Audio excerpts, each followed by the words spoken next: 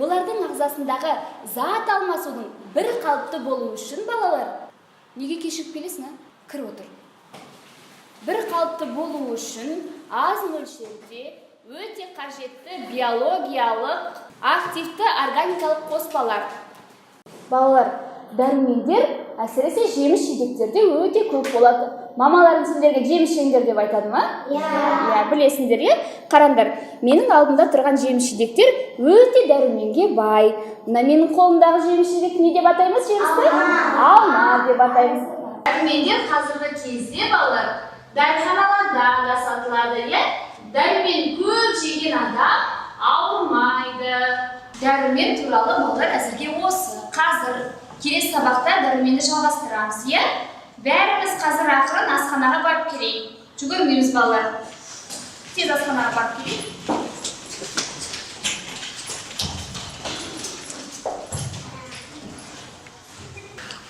Айдар, жүр асханаға барып келейік. Мен үйден тамақ шығарған. Жарайды.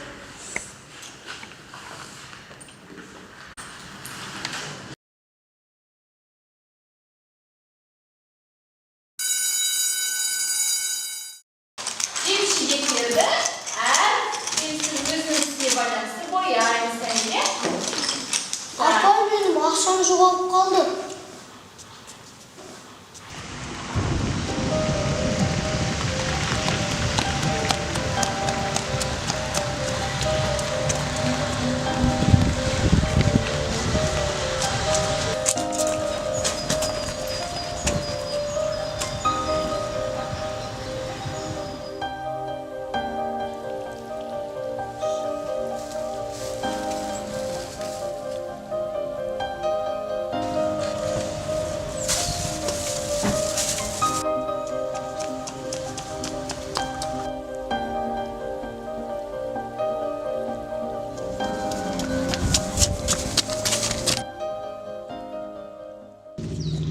Айдар, біреудің ақшасын неге аласың, а? Тұсал, сен ата-анаңмен сөйлесуің керек.